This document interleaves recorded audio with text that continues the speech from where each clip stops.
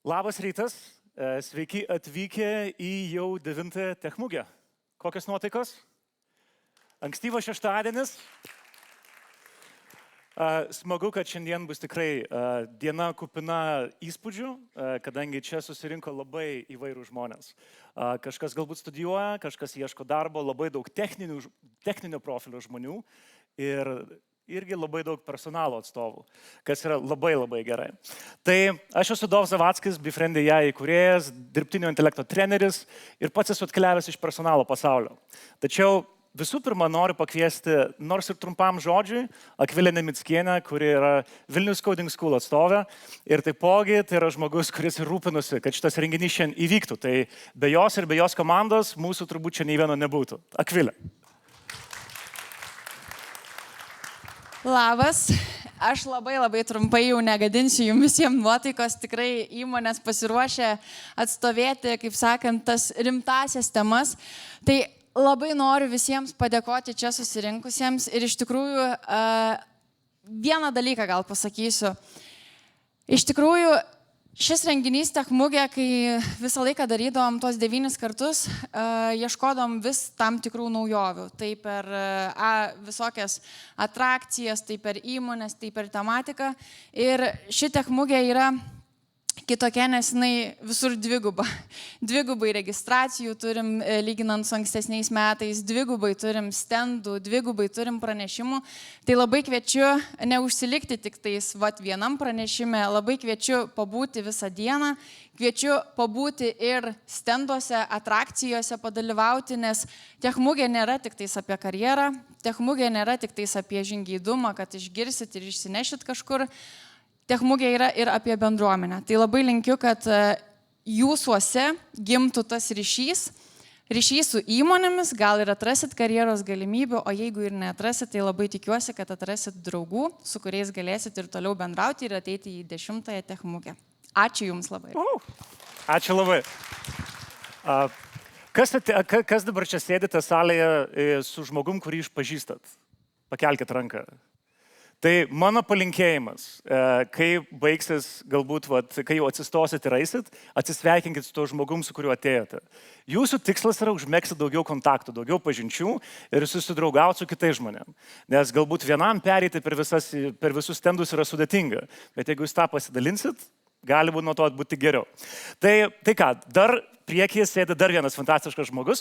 Tai noriu pakviesti Rocket vadovę Liną Žemaitytę Kirkman, kuri ir tars tokį kaip ir oficialų sveikinimo žodį. Taipogi noriu paminėti, kad Lina vėliau dar šiandieną moderuos ir panelinę diskusiją. Taip, labas rytas, daug labai sveikinimo kalbų.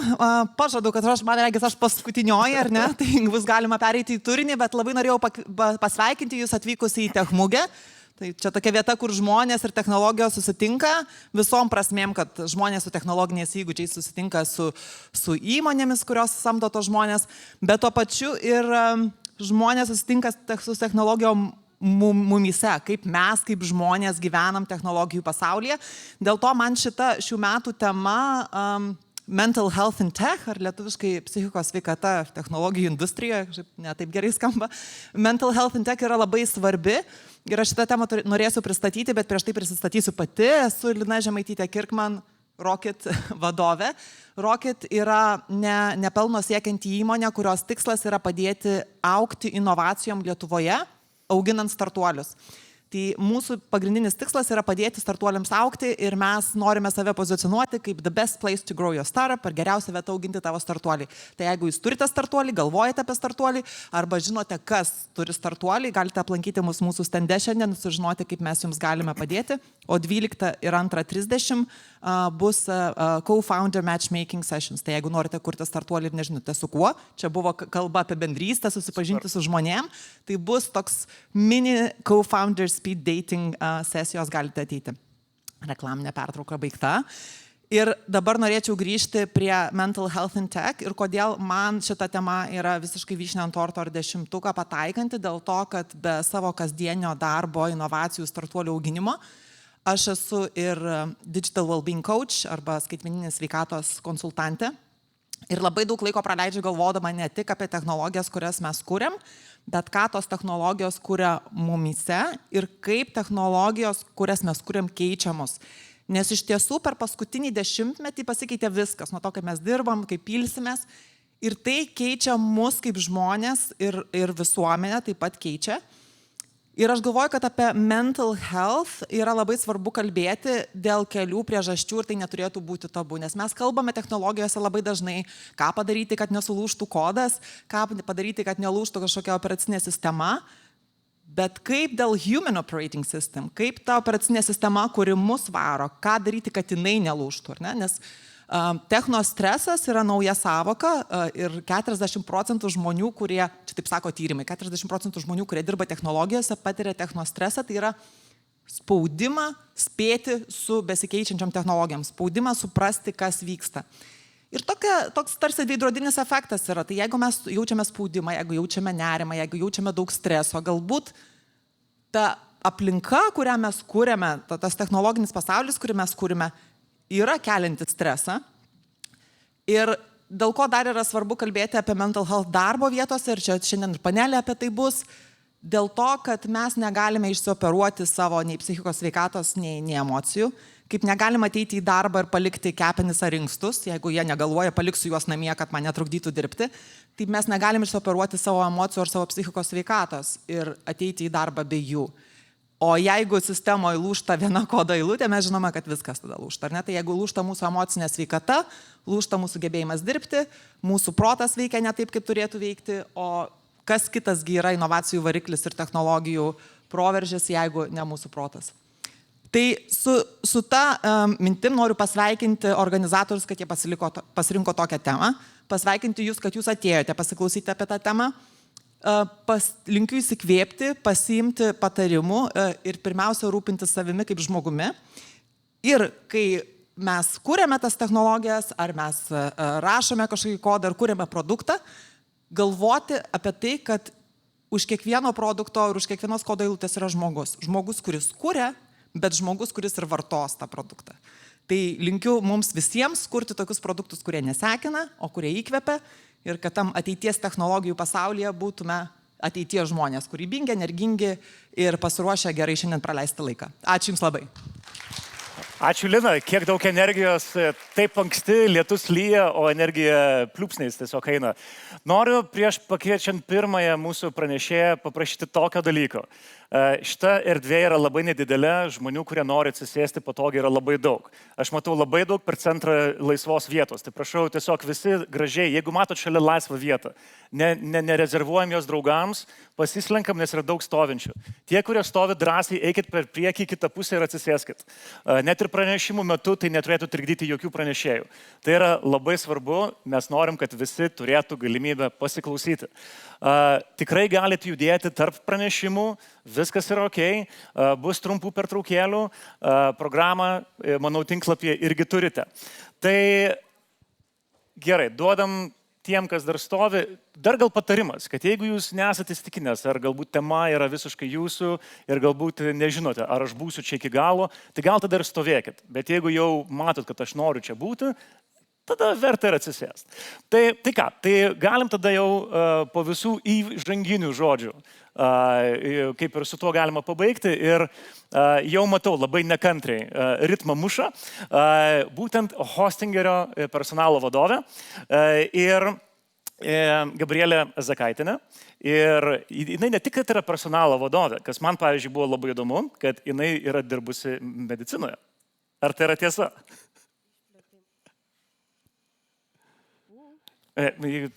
Neveikia, pasižiūrim dar kartą. 1-1, pabandyk dar. 1-1. O, veikia. Tai kaip ten buvo su medicina? Tai papasakosiu pranešime, kaip buvo su medicina. Labai gerai, tai užleidžiu sceną tavo. Sveiki. Tai man gal šiek tiek neįprastas amplua kalbėti kaip Hostingerio HR vadoviai, tačiau kalbėti ne apie Hostingerį, kalbėti ne apie personalą ir kalbėti ne apie verslą. Šiandien pakalbėsiu apie imposterio sindromą ir labai įdomu, kodėl aš kalbu šią temą. Tai čia matote mane 2016 metais. atliekant mano pirmą solo chirurginę operaciją. Tuo metu studijavau ausų nosies gerklės rezidentūroje ir visiškai nesitikėjau, kas manęs laukia maždaug po 10 metų. Iš medicinos išėjau maždaug praėjus porai metų po to, kai ši nuotrauka buvo padaryta. Ir ko negalėjau tikėtis, kad kartais aš labiau gėdysiuosi savo išsilavinimo, negu juo didžiuosiuosi. Kodėl? Todėl, kad kai perėjau į personalo sritį ir mano karjera ten buvo gal ne visai tokia įprasta, šiek tiek greitesnė. Ir kai nueidavau įvairius renginius ir susitikdavau įvairius kolegas, kalbėdama apie savo 10 metų praleistų sveikatos sektorioje, aš lygiai tuo pačiu metu savo papasakodavau istoriją, kad aš esu 10 metų mažiau HR-as negu kiti. Šiek tiek prastesnė ir nepakankama. Tokių minčių vedama ir kadangi didžiąją 10 metų praleidau studijuodama, galvojau, kad galbūt man šitą požiūrį pakeis dar vienas išsilavinimas. To vedama pabaigiau dar vieną magistrą. Ką anomet patyriau, yra visiškai tai. Dažniausiai galvojam, kad esam vieni tokie, kad niekas daugiau aplinkui mus to nejaučia. Kadangi apibrėžime matote, kad bijome būti demaskuoti, tai dažniausiai internalizuojame šios jutimus visiškai viduje, niekam apie tai nesakome ir galvojame, kad esam vieni. Kai realybėje maždaug apie 70% ambicingų žmonių laikas nuo laiko patiria imposterio sutrikimą ir pojūtį. Ką norėčiau iš karto pabrėžti, kad imposterios nėra liga, nėra psichikos sutrikimas. Tai yra tiesiog smegenų gudrybė. Kodėl? Todėl, kad taip jau veikia mūsų smegenys. Ir grubiai tariant, šiame procese dalyvauja 2 dalys.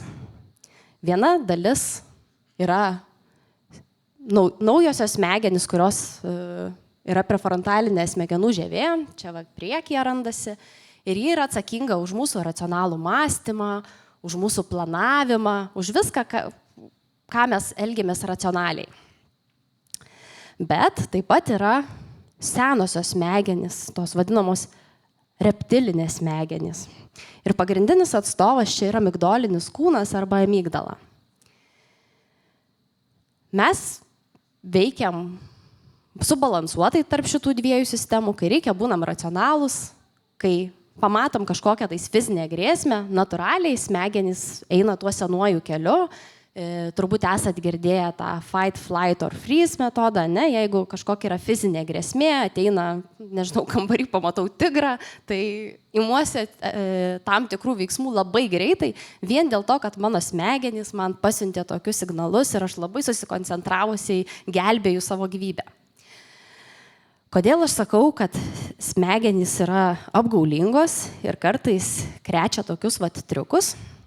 Todėl, kad žmonėms labai yra sunku, žmonių smegenims labai yra sunku suprasti, kur yra tikra fizinė grėsmė ir kur iš tiesų yra socialinė grėsmė arba baimė suklysti, pavyzdžiui.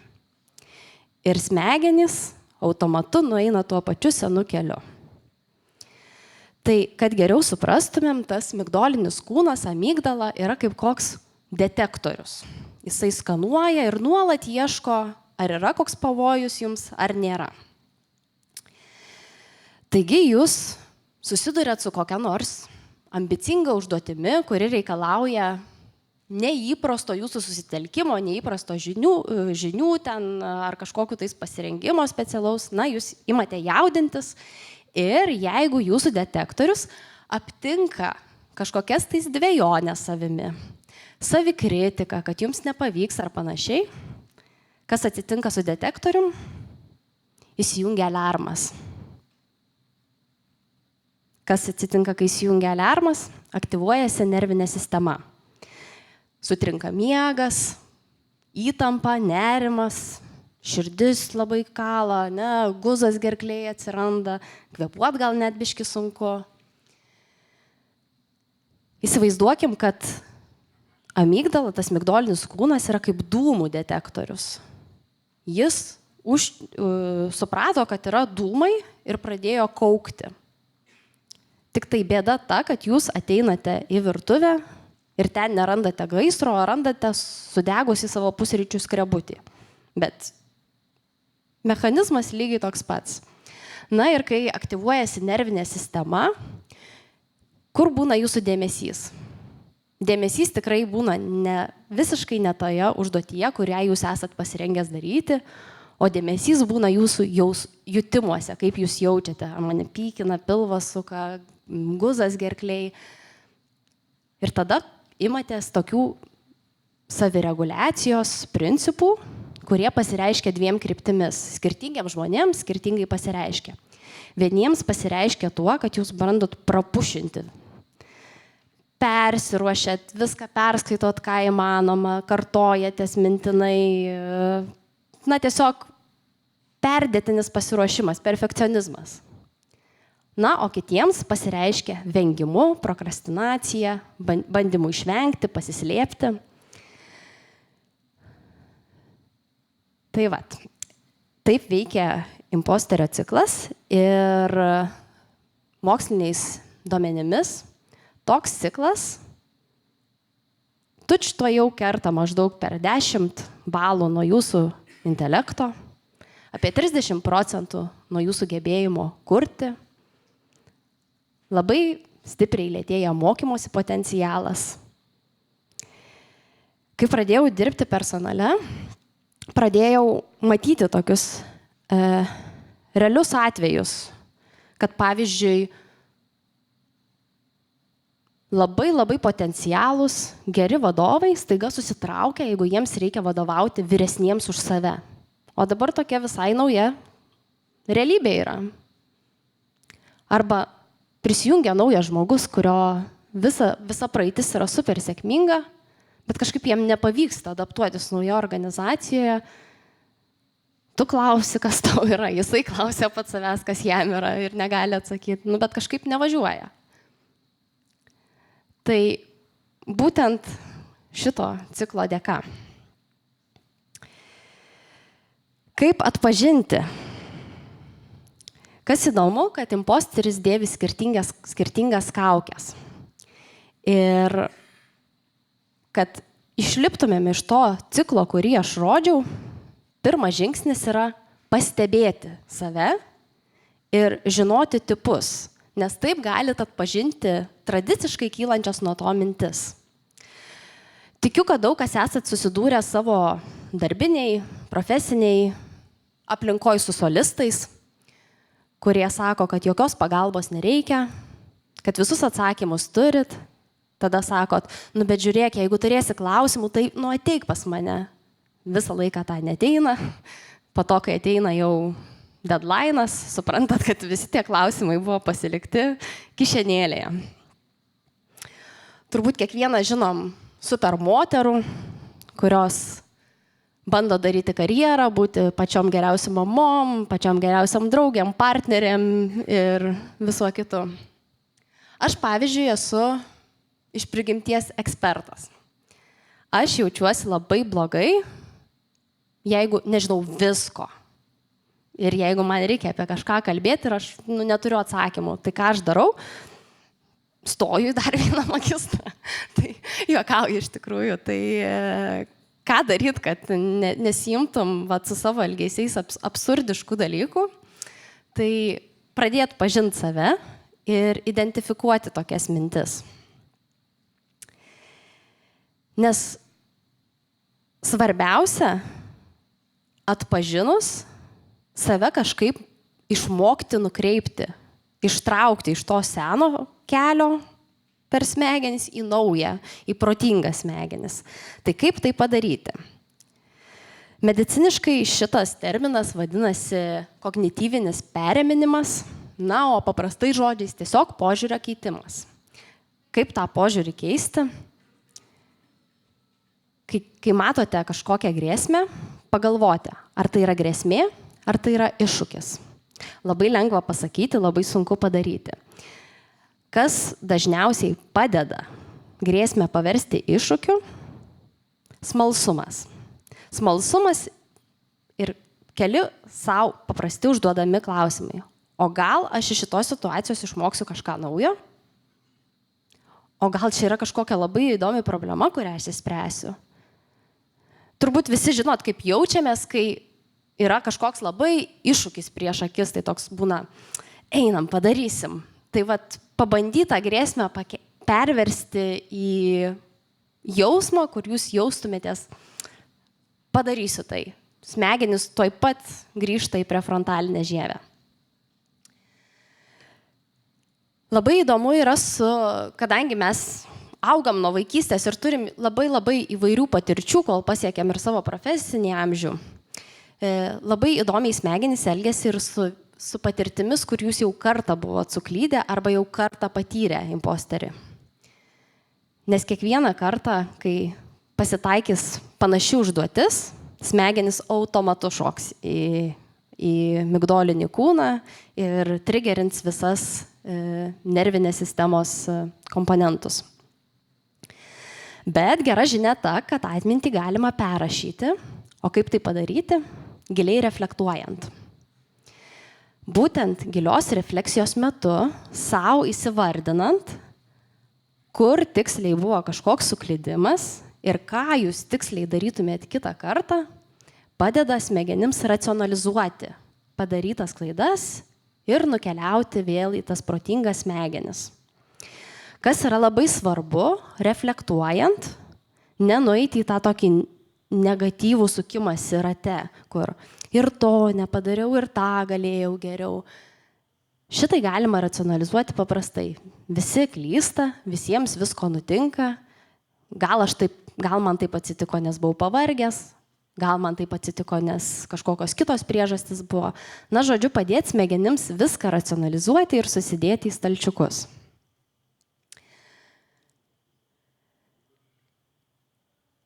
Kokie yra įrankiai padėti šitam kognityviniui perėjimui arba požiūrio keitimui? Tai aš jau minėjau, kad pirmiausia turime pradėti pagauti savo kylančias mintis. Jeigu nepagaunam minčių, galim pagauti kūno jutimus nervų sistemos, širdies plakimą, pilvo sukimą, gumulą gerklėje, nemigą, įtampą, pykinimą.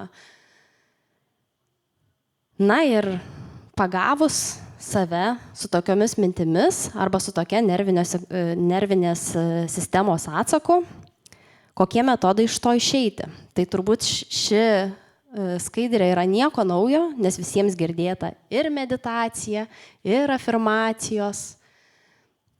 Ir nežinau, kiek iš jūsų esate bandę, kiek, pavyzdžiui, iš jūsų esate bandę afirmacijas. Kelios rankos yra. Lietuviams tai atrodo labai nenatūralu, kažkaip save girti ar panašiai, bet paklausykit, kaip gerai skamba. Tu esi protingas, tu esi labai stipri. O tu sugebėsi viską padaryti, ką norėjai.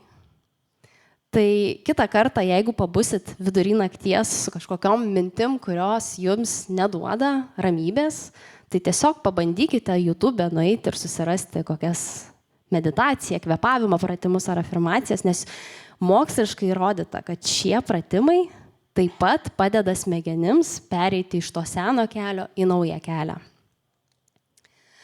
Na, o jeigu praleidot visus šitus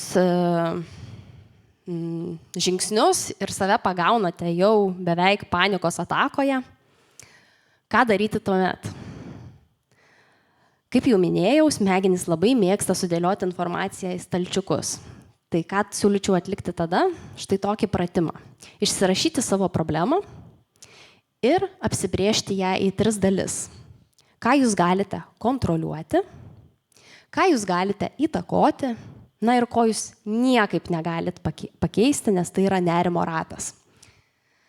Ką jūs galite kontroliuoti, keiskite iš karto. Nežinau, nerimaujate, kad neturite darbo, tai pradedat kažkokius konkrečius žingsnius link savo tikslo. Įtakos ratas, apie ką jis yra? pavyzdžiui, aplikuojate į kompaniją, na ir jūs niekaip negalit kontroliuoti, ar ta įmonė jūs atsirinks ar neatsirinks. Tačiau jūs galite įtakoti. Įtakoti tuo, kaip paruošite savo CV, kaip paruošite savo prisistatymą. Gal padarysit kažkokią ekstra mylę ir parašysit kažkam per LinkedIną, gal susirasit kažkokį pažįstamą, gal išsiųsit 100 e-mailų. Na, žodžiu, tokie pagalbiniai dalykai, kurie tiesiog gali padėti jums išeiti iš tos tokios kritinės situacijos. Na, o nerimo ratą reikia palikti ramybėje, savo racionalizuoti, kad tai yra dalykai, kuriuo aš niekaip negaliu pakeisti ir dirbsiu ant to, ant ko įmanoma ir ką aš galiu pakeisti. Na ir paskutinis dalykas, žmonėms, kurie yra linkę nueiti į tą elgesio modelį, kur imate vengti, slėptis, prokrastinuoti, tai tiesiog paklauskite savęs, koks yra pats mažiausias dalykas, kurį aš galėčiau padaryti ir nuo jo pasijusčiau geriau. Ir tuoj pat jį padarykite ir smegenys automatiškai pereis į naują sistemą. Tai norėčiau pabaigti savo pranešimą, primindama, kad savęs sumenkinimas yra tik jausmas, ne faktas. Ir kad kai pradeda detektorius signalizuoti, kambarys nebūtinai dega, tai galbūt tik sudegęs jūsų skrebutis, na, o jūsų naujosios smegenys ir prefrontalinė žievė yra kaip suaugęs žmogus, kuris ateina į virtuvę, išima sudegusį skrebutį ir išjungia dūmų detektorių. Linkiu jums įgyvendinti tai ir praktikoje, kai jūs tai ištiks, ir labai jums ačiū.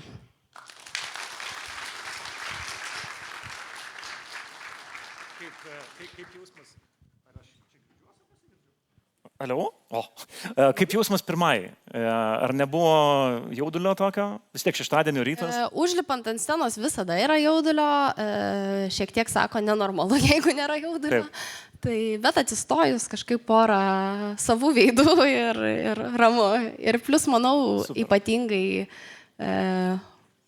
žmonės, kurie domisi karjeros keitimu, tai aktuali tema labai. Ir kadangi pati tame buvau, tai dažnai susiduria su imposteriu, tai tiesiog gera dalintis. Super. Beje, jeigu kas nors turite klausimų, pakelkite ranką, mes turim savanorius, kurie prineštų mikrofoną. Yra, matau vienas priekį, gal dar prieš tai tiesiog noriu pareflektuoti tokį labai įdomų dalyką, nežinau kaip gal tavo pačios patirtis. Kiek aš esu gyvenime sutikęs tokių įdomių ir išskirtinų žmonių, jie vos ne visi kenčia nuo imposterio. Ir va čia yra tas turbūt sunkiausias dalykas, kad mums atrodo, kad aš esu toks vienas, bet realiai tokių žmonių gali būti labai daug. Tai va, ar yra kažkokios ar bendruomenės, kur va, kažkaip nukreipt, va, ypač tech žmonės? Mano žiniomis tai nėra tokių bendruomenių bent jau Lietuvoje, yra pavieniai specialistai ar psichologai, psichoterapeutai, kartais kaučai tiesiog padeda asmeniškai žmonėms su tuo susidoroti, bet kaip ir minėjau, kadangi pagal apibrėžimą tu bijai būti demaskuotas, tai dažniausiai tu niekam nesisakai, kad tu taip jautiesi ir tą daro visi, tai tiesiog man gal apie šitą temą kalbant, aha momentas visą laiką būna, kiek žinučių susilaukė apie tai, kad ir aš tą jaučiu, ir aš tą turiu, ir aš tą patyrus, arba kaip parodai tą skaidrę, kur yra tipai skirtingi ir visi, aš tas, tai tikrai dauguma žmonių su tuo yra susidūrę, galbūt ne kasdien, bet ateina gyvenimo tarpsniai, kaip įpuoliai tai. Okay. Klausimas. Taip, tai labai ačiū už pranešimą. Realiai klausiausi tavo pranešimo ir supratau, kad aš irgi turbūt esu imposterinė. Bet neišgirdau, labai įdomu sužinoti, kodėl pakeitėjai savo sferą. Kodėl nusprendėjai išeiti iš medicinos? Truputėlį atreaguosiu apie tą imposterinį, tai siūlyčiau tikrai nedėti etiketės, nes kaip ir minėjau, tai nėra liga, tai nėra psichikos sutrikimas, tai yra fenomenas, kuris pasitaiko 70% populacijos, tai nežinau, kaip miego sutrikimas ar bet koks kitas paprastas dalykas. Na, o atreaguojant į tavo tikrąjį klausimą, kodėl aš pakeičiau specialybę, tai tam reikėtų turbūt 2 gubai daugiau laiko nei truko šis pranešimas. Bet jeigu trumpai labai atsakius, tai jaučiausi ne savo vietoje ir nusprendžiau, kad esu nepatenkinta tuo, kaip gyvenu ir noriu gyventi geriau. Tai taip ir atsidūriau kitur. Ačiū labai. Ar turim dar klausimų? Nes laiko klausimam turim. Dar bent vieną klausimą. Nebijokit, turit galimybę paklausti. Va, žiūrėkit, kaip gerai visi klausimai priekį sėdi. Čia jo, Aktyviausia. iš eilės po vieną ir iki galo. Ar tas pats žmogus gali būti, jaust save visuose potyriuose? O, taip. Tai čia jau high level. Jo. Nu čia, kaip sakant, one step at a time. Gali. Aš pati irgi turiu tikrai ne vieną. Aš turiu klausimą, o kaip beje elgtis, tarkim, jeigu mes pradedam kažkokį dalyką jausti, mes pradedam tiesiog ieškoti, tikrinti internetas, ChatGPT, kokį video susirandi ir po to algoritmas pagauna tai ir mums pradeda mesti tik taip tą informaciją. ADD, ADHD, imposterio, visi dalykai. Ar yra kažkoks patarimas gal per tavo pačios kelionę, kaip neįeiti į tą tokį vakumą? Aš atskirčiau gal ten ADHD ir kitus sutrikimus nuo imposterio, nes imposterio vienas iš komponentų yra tas self-awareness ir savęs pagavimas, kad aš tą turiu. Tai aš net nesakyčiau, kad yra labai blogai dažnai apie tą kalbėti, dažnai tą matyti, nes tai tau kaip priminimas veikia. Man tai irgi yra, čia ne šiaip kažkas vyksta, man čia pasireiškia šitas. Nu ir tada sakai, pas mane Liza Simpson užėjo, žinai. Labas, bet gal jau yra te. Ačiū labai. Ačiū tau.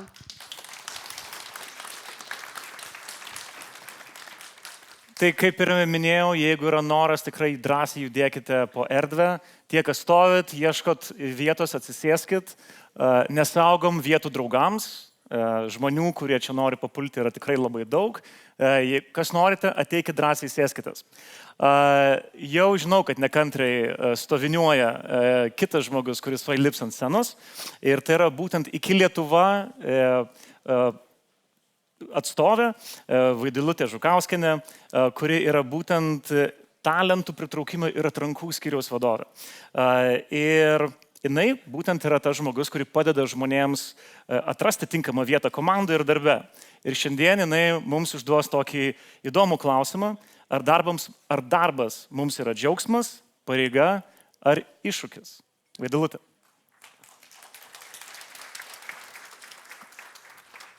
Tai nebematau Gabrielės, ačiū, dabar einu ant scenos ir viską padarysiu, ką pasirašiau.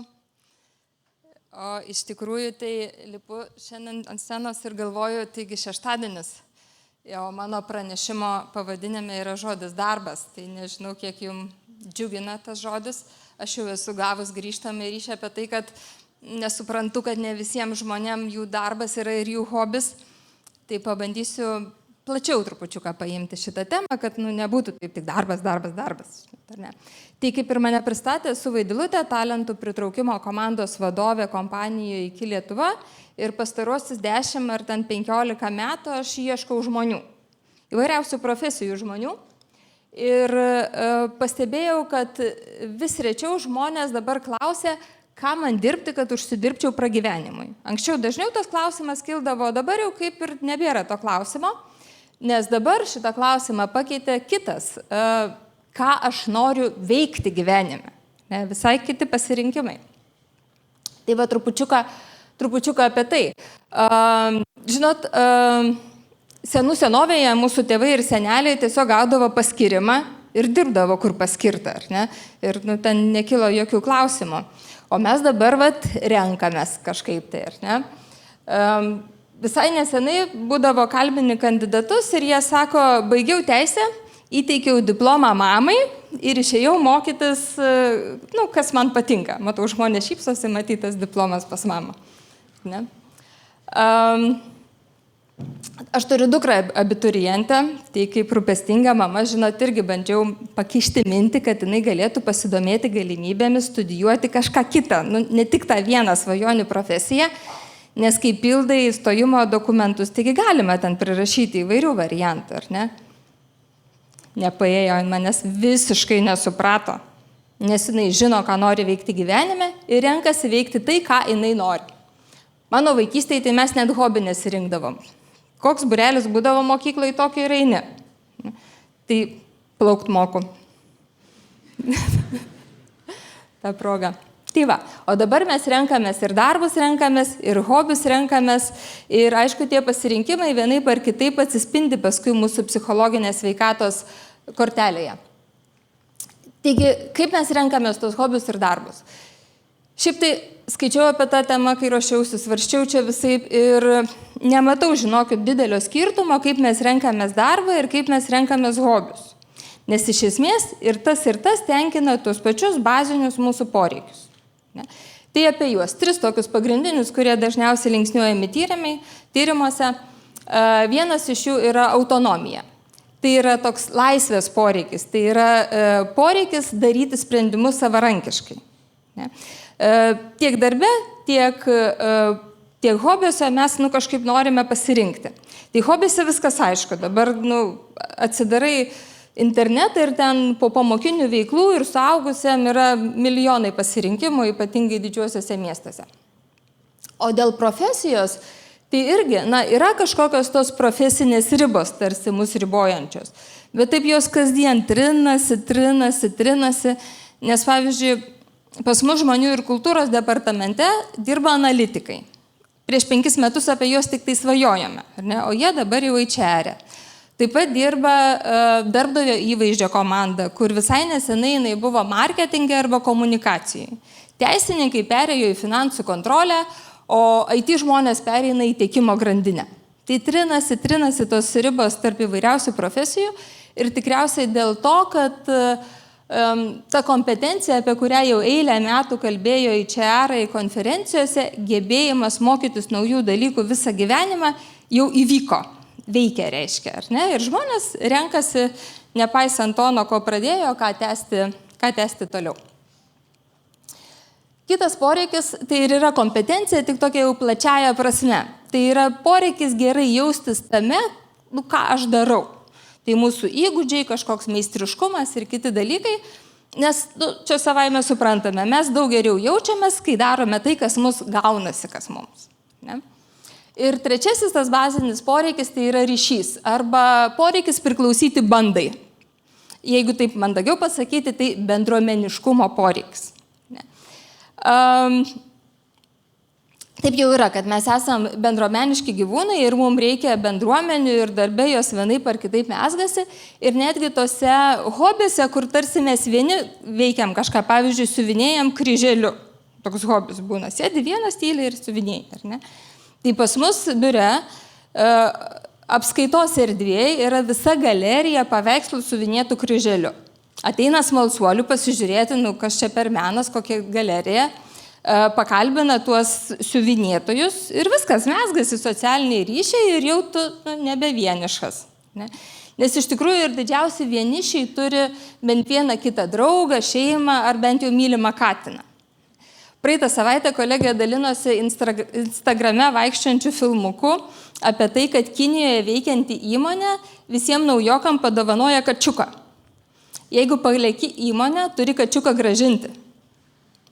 Nežinau, netikrinu, ar yra bent kiek tiesos šitam filmuke, bet iliustracija man labai tiko, nes suprantam, kad savo katinuką gražinti nelabai kas norės, nes jau užsimezgė tas socialinis ryšys ir tas mūsų bazinis poreikis jau kažkaip tai priklijavo mus.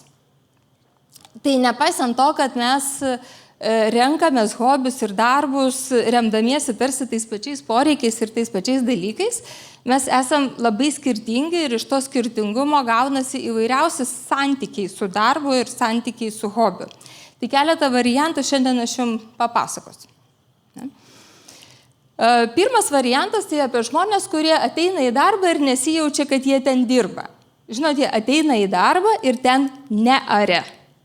Jie tiesiog gyvena, gerai leidžia laiką, tyrinėja, daro eksperimentus ir tiesiog mėgaujasi tuo, ką daro.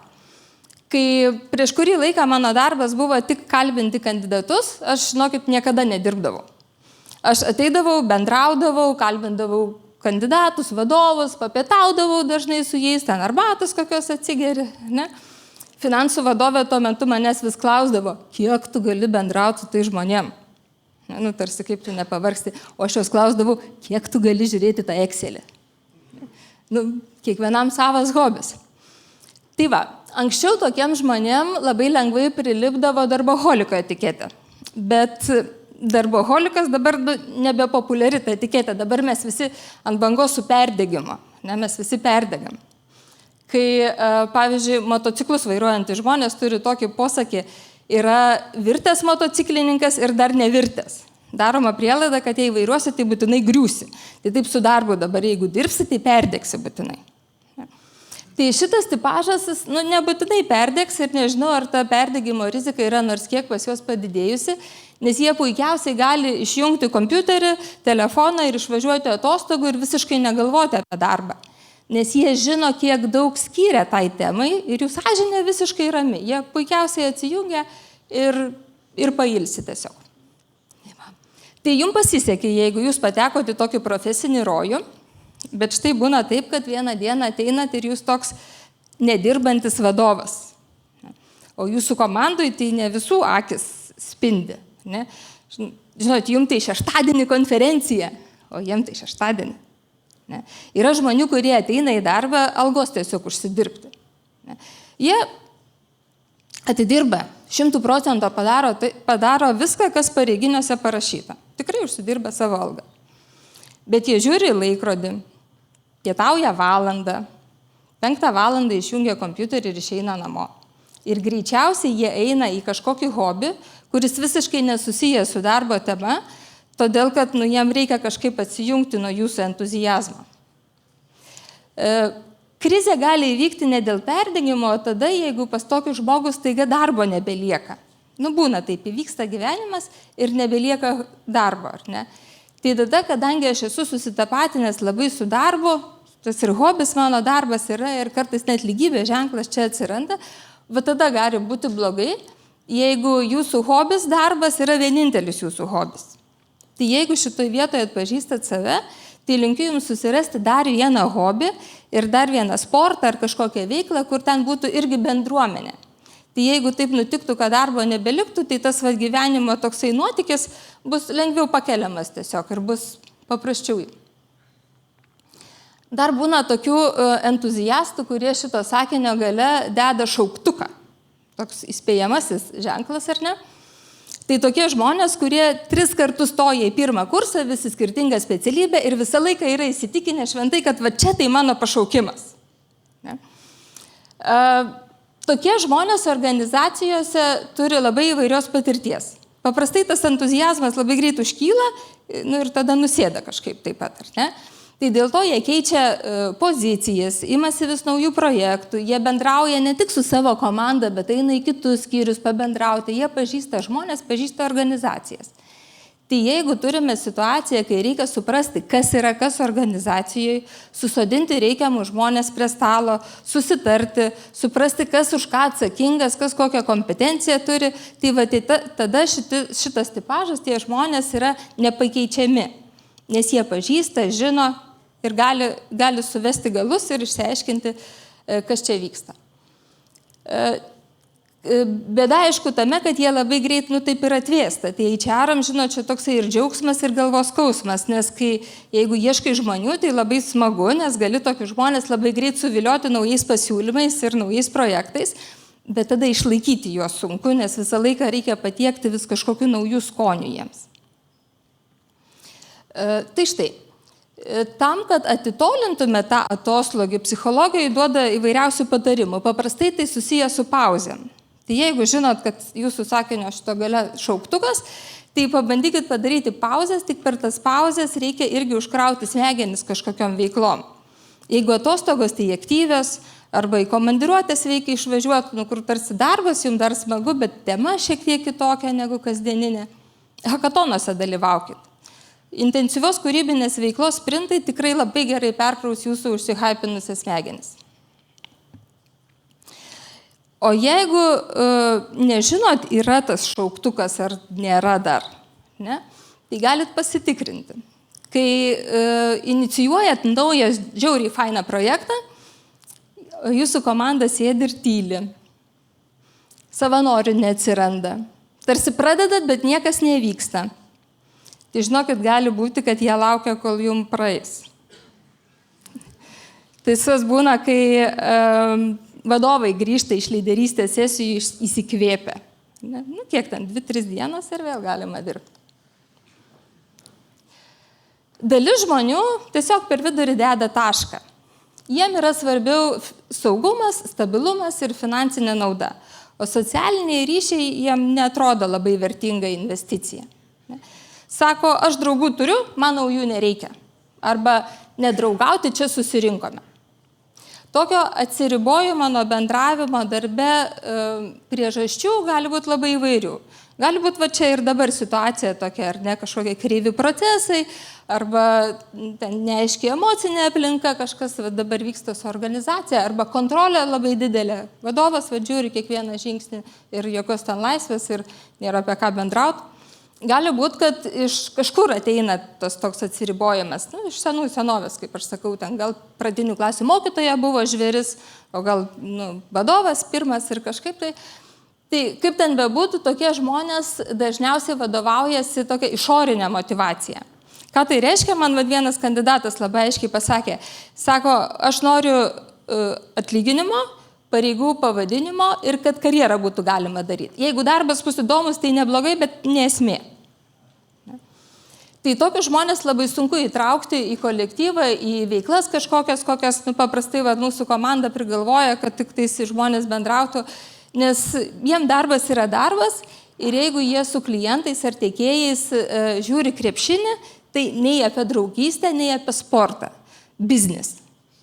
Ne? Įmonės vakarėlį irgi jie gali ateiti, bet ne dėl to, kad ten labai jau linksma būtų. Dėl to, kad darbas toks. Ne? Kodėl HR-ai nori įtraukti tos žmonės? Todėl, kad tai yra visa eilė tyrimų, kuri rodo, kad labiau įsitraukia žmonės geriau jaučiasi darbė. Jie produktyviau dirba, jie mažiau darbo praleidžia dėl ligos, darbuotojų kaita mažėja. Bet tuo pačiu, taip, kad pamastyti, kaip čia elgtis ir kiek čia įsitraukti organizaciją, tai pasakysiu, kad tie patys tyrimai rodo, kad įsitraukusių darbuotojų atlyginimas 2 kartus dažniau kyla negu tų neįsitraukusių ir karjeros kilimo pasiūlymai irgi juos pasiekia gerokai dažniau negu tų, kurie taip atsiriboja trupučiuką. Kartais atsiranda klaustukai, kartais neaišku, kaip čia tas mano darbas, hobis, ne hobis, o gal jau ant ribos, žinot, kaip nuo meilės iki neapykantos ten tik tais plaukas, sako kabo.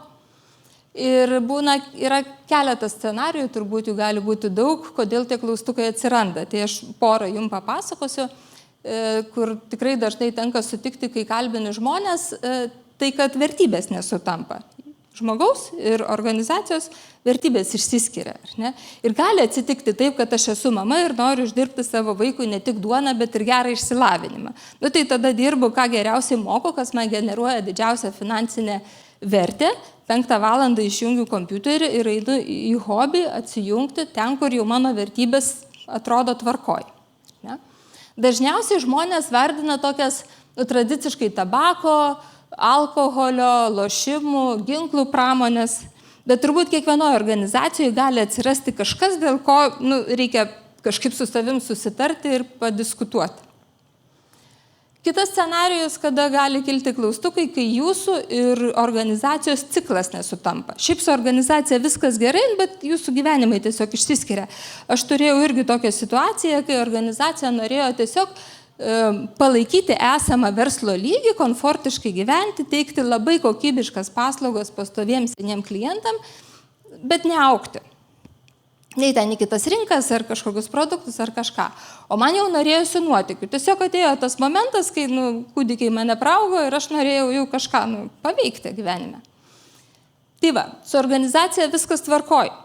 Tai tiesiog tada irgi gali visai elgtis, gali bandyti organizaciją atvesti protą. Gali eiti į terapiją, nes 10 metų buvo gerai, o dabar jau kažkaip nebegerai. Ir psichologai laimingi darbą turės. Gali dėti tašką ir susirasti kažkokį hobį, kur perjungs tas smegenis ir emocinė baterija tavo pakraus.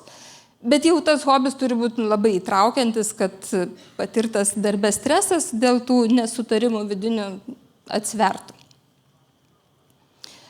Tai štai, tai kelių yra daug, galima rinktis, kas jums labiausiai patinka, tai tiesiog pagal save. Ir visai pabaigai noriu dar priminti tokią, turbūt girdėjo tokią gyvenimo ir darbo balansą, sako. Negirdėjo tokią dilemą čia, kaip čia suderinti gyvenimą su darbu. Tai man atrodo, kad čia mitas kažkoks, nėra to balanso, nėra balanso tarp gyvenimo ir darbo, nes čia nėra priešingybė. Darbe mes praleidžiam galybę laiko. Ir jeigu jūs pradėjote dirbti tada, kai baigėt mokslus, tuos bent 2 diplomus, ir dirbat iki dabartinio pensinio amžiaus, darbe jūs praleidžiate daugiau negu 80 000 valandų per gyvenimą. Tai gaunasi 10 metų, jeigu nieko nedarot, nevalgot, nemiegat, nevaikštot į konferencijas, tik dirbat. 10 metų. Tai ką jūs tą 10 metų negyvenat? Manau, kad galima balansuoti tarp miego ir filmo, tarp darbo ir laisvalaikio, tarp salotų dietos ir dešros dietos, bet gyvenimas ir darbas tai nėra priešingybės. Tai štai, tai linkiu jums atrasti savo darbo hobį, atrasti balansą, kaip jūs norite su savo gyvenimu tvarkytis. Ir tikrai palinkėsiu visiems, kad gerai jaustis darbe visiems mums taptų tiesiog norma. Ačiū. Ačiū, mane klausyk net nupurtė tas 80 000 valandų, kaip pasakėjai. Tai... Žiauriai, nuskaičiavau ir jaus klausiau ir pati perskaičiavau, žinau. Kosmosas. Aš esu kitą tokią frazę girdėjęs Anglijoje, kad žmonės, kurie dabar baigė mokyklą, jie per savo gyvenimą turės 15 skirtingų karjerų. Taip, tai čia yra labai tai, apie ką tu ir kalbėjai, nes tai yra, mes dabar net neįsivaizduom, nei kur mes einam, mes galime įsivaizduoti, bandyti, bet tiesiog galimybių yra labai daug ir ypač su technologijom, ką irgi pati paminėjai. Ačiū. Tikrai buvo labai artima. Taip atrodo susimastęs, net nežinai, ką pasakyti. Ne, viskas gerai. Mes dabar šoksime į trumpą pertraukėlę, grįžtame 11:20 ir galite tiesiog pamigruoti tarp stendų. Tai ačiū labai, Vaidilutė.